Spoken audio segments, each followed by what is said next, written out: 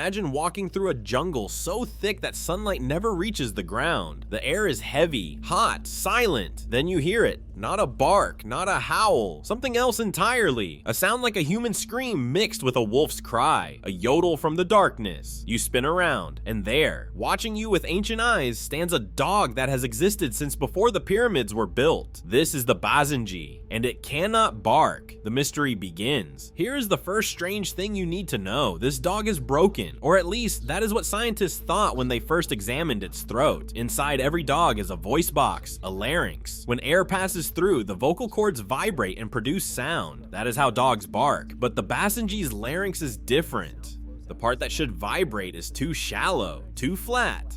The vocal cords cannot move the way they do in other dogs. So instead of barking, this dog makes sounds that do not belong to any animal you have ever heard. Yodels, screams, howls that sound almost human. Police have been called to homes because neighbors thought they heard a woman being attacked. It was just a Basenji. But here is the real question. Why would evolution create a dog that cannot bark 6,000 years ago? To understand this dog, we must travel back in time. 6,000 years before Christ was born, humans in what is now Libya were painting on cave walls. They painted hunters, they painted prey, and they painted dogs. Small dogs with curled tails, dogs with ears that stood straight up, dogs running silently beside their human partners. These paintings are 8,000 years old, and the dogs in them look exactly like the Basenji does today. This breed has not changed. For 8,000 years, this dog has remained almost identical, while humans created hundreds of new breeds, mixing and matching traits like ingredients in a recipe. The Basenji stayed frozen in time. It is a living fossil. The pharaohs now travel forward a few thousand years to Egypt, to the age of the pharaohs. In the tomb of Pharaoh Khufu, the man who built the Great Pyramid, archaeologists found something unexpected. Paintings of dogs, small dogs sitting at the feet of their owners, dogs wearing collars, dogs with curled tails and wrinkled foreheads. Basenjis. The Egyptians loved these dogs so much that they gave them names. They buried them in tombs. They mummified them alongside their owners so they could be together in the afterlife. The Cairo Museum contains mummies of Basenji-sized dogs, statues, figurines, evidence that this breed was treasured by kings. But here is the most interesting detail. The ancient Egyptians had two words for dogs. One word meant barking dog, the other word meant silent dog. 4,500 years ago, humans already knew that some dogs could not bark, and they wanted those dogs. They valued the silence. The reason for silence. Why would anyone want a dog that cannot bark? The answer lies in the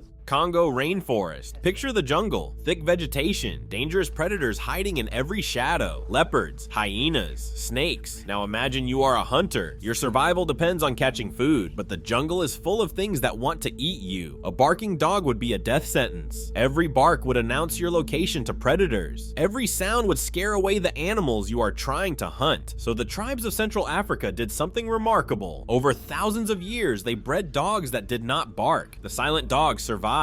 The barking dogs attracted predators and died. Generation after generation, the quiet ones passed on their genes, until eventually the dogs forgot how to bark entirely. Their throats changed, their vocal cords flattened. The ability to bark was erased from their DNA. This is not a defect, this is survival. The Pygmy hunters. Deep in the Ituri rainforest, there are people who still hunt the old way. The Pygmy tribes have lived in these forests for tens of thousands of years, and beside them always are their Basenjis. The dogs wear bells around their necks, wooden bells with small bones inside that make a soft rattling sound. Why bells on a silent dog? Because in the thick jungle, you cannot see your hunting partner. You need to hear where they are. The bells solve this problem without alerting prey the way barking would. When the hunt begins, the Pygmies spread large nets through the forest. The Basenjis race through the undergrowth, flushing out antelope and small game, driving them toward the nets. The dogs work independently. They make decisions without waiting for commands. They are not obedient like a Labrador or loyal like a German Shepherd. They are partners, equals. After a successful hunt, the dogs race back to camp with their bells ringing loudly. The sound announces victory, but if the hunt failed, the hunters stuff the bells with grass to silence them. The walk home is quiet, shameful. Even the silence means something. The witch dogs. Among some African tribes, the Basenji is not just a hunting dog, it is something more. They call them talking dogs, or witch dogs. Medicine men prize them. The more Basenjis a healer owns, the stronger his powers are believed to be. These dogs are used in rituals. Some are sacrificed. Some are considered sacred. There is a legend among the Nyanga people that explains why the Basenji cannot bark. Long ago, there was a talking Basenji named Rukuba. He belonged to Nyamuriri, the god of fire. A human named Makongo discovered the god's hut in the jungle and met the dog. Rukuba, in an act of friendship, gave fire to the humans. The god was furious. He banished Rukuba to live among humans forever. But Rukuba knew that if he kept speaking, the gods would use him as a messenger between worlds. He would never have peace. So the dog made a choice. He decided never to speak again, and from that day forward, the Basenji lost its voice.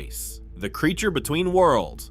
There is something unsettling about the Basenji. Owners describe them as cat-like. They groom themselves constantly, licking their coats clean the way cats do. They have no dog smell. They hate water. They climb onto high places to survey their territory. They do not obey the way other dogs obey. A Basenji will look at you when you give a command. It will consider your request, and then it will decide whether your command is worth following. They are intelligent, possibly too intelligent. Tests show they can solve complex problems. They can escape from nearly any enclosure. They climb fences. They open doors. They find weaknesses that other dogs would never notice. One expert described living with a Basenji as having a wild animal in your home that has agreed to tolerate you. They bond with one person, maybe two. Everyone else is a stranger. They come into heat only once per year, like wolves, like wild dogs, like creatures that have never fully accepted domestication. Looking into a Basenji's eyes, you see something that other dogs have lost, something ancient, something that remembers the jungle. The others. Here is the part that haunts scientists. The Basenji is not the only barkless dog. On the opposite side of the world, on the island of New Guinea, there lives another ancient dog, the New Guinea singing dog. It cannot bark either. It makes the same strange yodeling sounds. It comes into heat only once per year. It has the same primitive traits that other dogs have lost. In Australia, there is the dingo, another ancient dog, another silent hunter. These three dogs evolved on different continents, separated by oceans, separated by thousands of years.